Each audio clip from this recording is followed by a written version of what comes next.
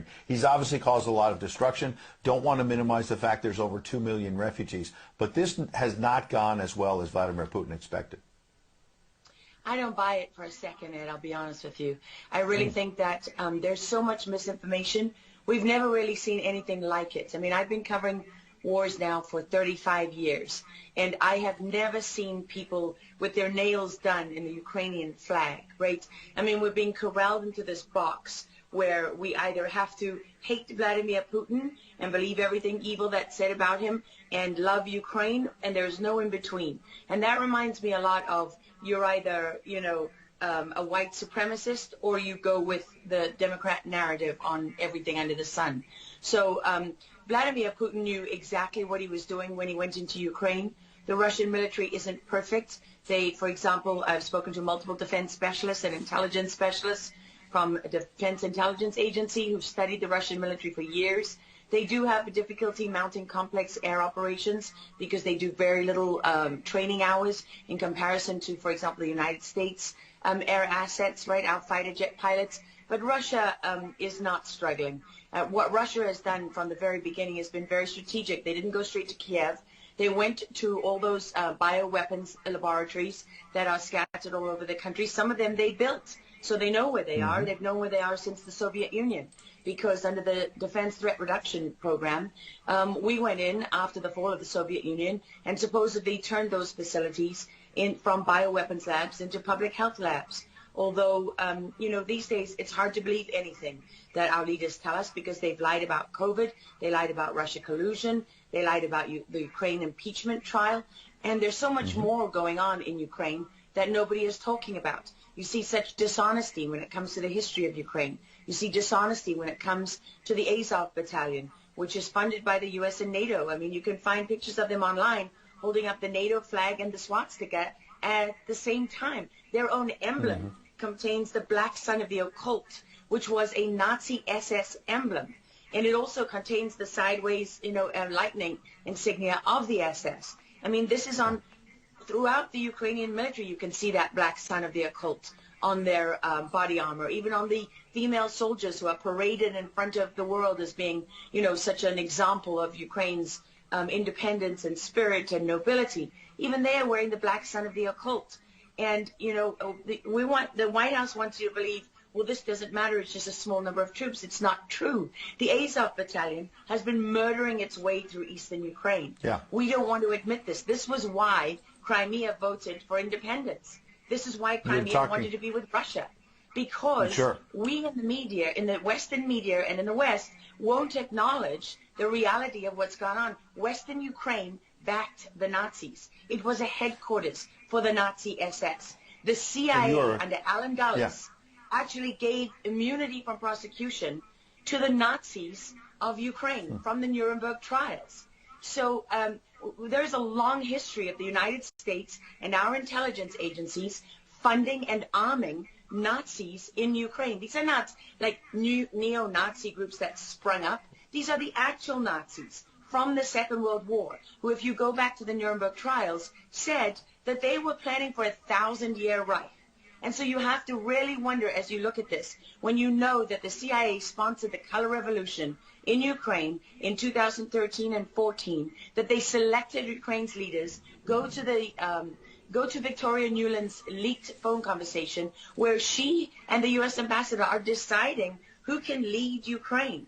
I mean, there's as much interference here as you could possibly imagine before you even get to Hunter Biden, Nancy Pelosi, John Kerry, and Mitt Romney, and all of their children who are employed, who earn millions from Ukrainian gas companies. Yeah, you are pointing, pardon me, to a real credibility crisis for our leaders. I want to let Karen Turk jump in. Yeah, I wanted to bring up the fact that President Zelensky is Jewish, and I don't know exactly how this factors in, but there's some very interesting points in what you're saying. And looking at this, you could think it's political theatrics. You made a very good point at the beginning that you think that Putin is in control. And I actually want to play something that Jen Psaki said, because it seems that the White House is actually echoing that sentiment. Watch this.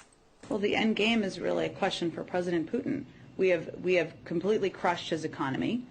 We have provided military assistance, humanitarian assistance to the Ukrainians, enabling them to fight back for far longer than the Russian leadership anticipated.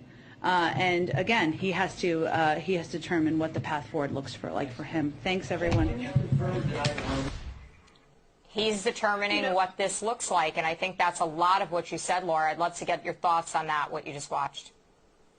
What troubles me about the moment that we're in is that we have such a selective and a narrow reading of history.